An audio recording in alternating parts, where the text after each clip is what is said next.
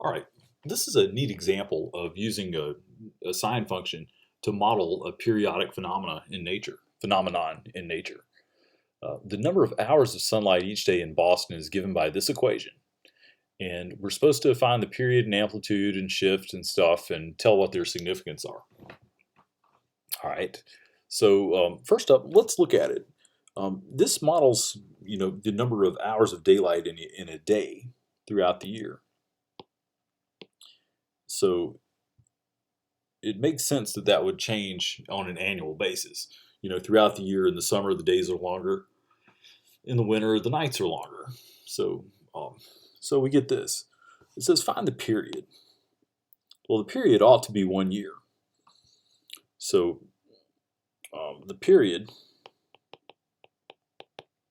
is 2 pi over b. In this case, we've got this number's factored out here. But the coefficient b is going to be 2 pi over 365. And so if you do that division there, you get 365 days.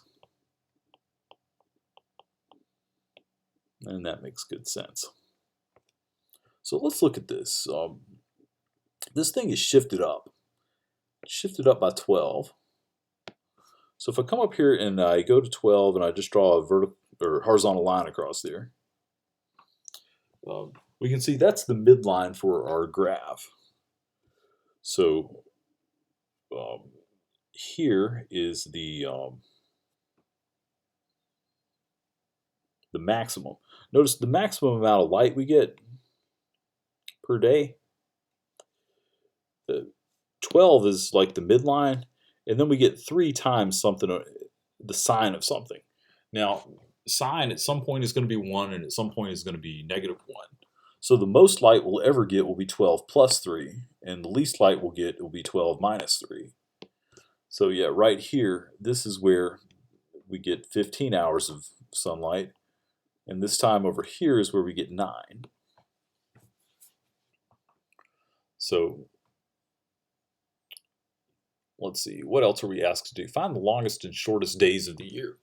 Okay, well, I've already kind of pointed those out here as far as just drawing them on the graph. This is the longest day, this is the shortest day. But what are they? If we look at this, we've got to, if we want to figure out what this is, we need to trace back down here and see what is that and what is this.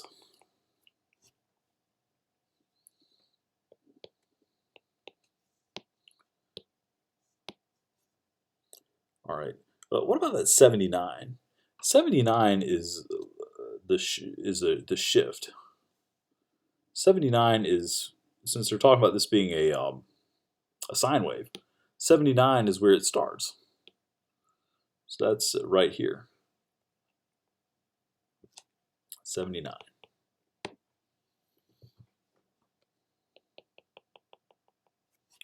So let's figure this out. If the sine wave starts here, here's the middle, and the end is going to be over here.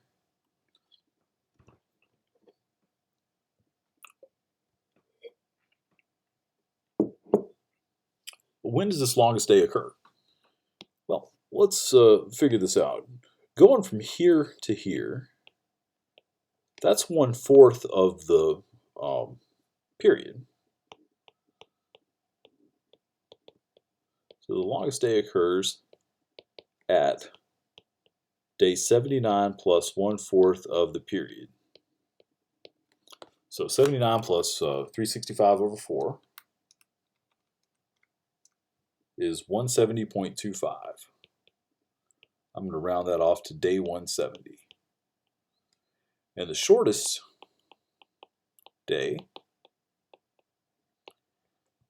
is going to be 79 plus, let's see, instead of just moving over 1/4 of the period, we've got to move over 1, 2, 3/4 of the period. So 79 plus 3/4 of 365 is 352.75. I'm going to round that to day 353. All right, Now this would be the longest day. That's the summer solstice. And the shortest day is the winter solstice. But let's convert this, instead of day 353. Let's figure out what that is during the year. And I did some Googling earlier, and I came up with this website, Epic Converter. So let's look at it. So according to this, I've already got it on day 353 is December 18th. And the shortest day is day 170.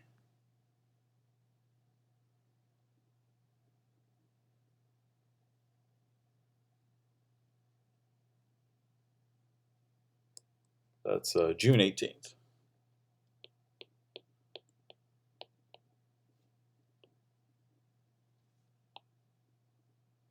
All right. What are those? I mean, those are the solstices. What about these other days? Right here, where the days are exactly 12 hours long. Those are the equinoxes. So this 79, day 79 here is the vernal equinox. And let's see, day 79, I'm just going to look on the chart without pulling it up. Day 79 is March 19th. And let's see, what about this? This day here, where in the fall, this is the autumnal equinox.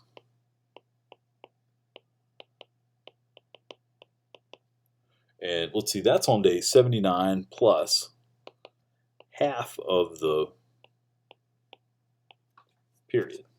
So 365 over 2 plus 79 is 261.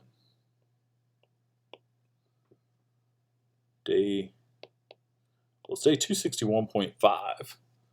So let's see, if I go back to this, day 261.5. It looks like September 17th or 18th. Let's go with the 18th. The autumnal equinox.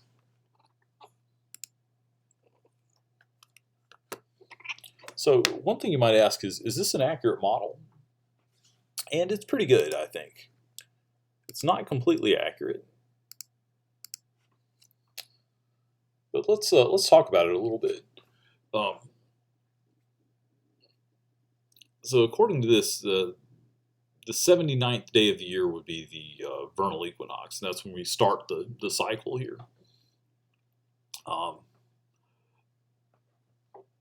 If we were to get a calendar and look up what the vernal equinox is for this year, I'm going to do that on my iPad here. Let's see.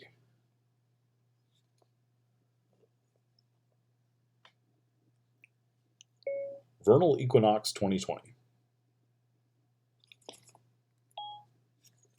Thursday, March 19th. So that one is spot on. If I look up autumnal equinox 2020, that's on Tuesday, September 22nd. So we're off a little bit on this. So, but I mean, we're not off much. So this is a pretty good model. The thing is, this model is a little bit oversimplified. The reason is it treats the period as being exactly 365 days. If you've taken astronomy, you might know a good bit of what I'm about to say. But the period's exactly 365 on this model. But in real life, a year is actually 365.24 something, I think. It's almost 365 and a quarter days. And what does that mean? It means, the Earth is spinning around and it's also going around the sun. And when it makes one lap around the sun, it doesn't make an integer number of days. It makes 365 and about a fourth of an additional term. That's the reason we have leap year.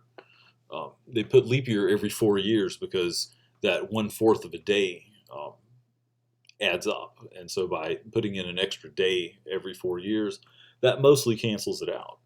Now, it doesn't exactly cancel it out. let's see, you guys are probably all, you don't remember the year 2000. You probably weren't even born. But the year 2000, it was a leap year. But the year 1900 was not. Um, and the year 2100 will not be a leap year.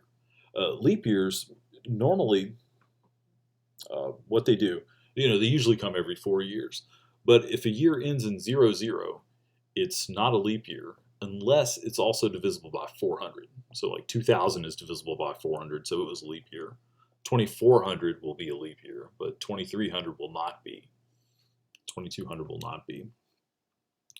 And then there's another variation where they make an exception for years that are divisible by 4000.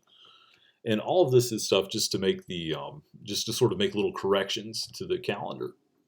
The reason they started doing these leap years is because that extra day over the course of some centuries, it started adding up, and they started having things like holidays were drifting into the wrong seasons. I want to say, I might have this backwards, but I want to say something like Easter was, I want to say Easter wound up happening in the winter instead of spring or something like that. And so that's when they changed. I believe they changed at that point from the Gregorian calendar to the modified Gregorian calendar. But they did all this stuff in order to make the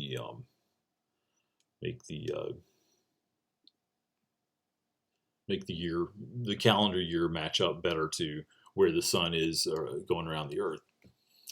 I'm rambling a good bit here, but anyway, it's a really interesting topic.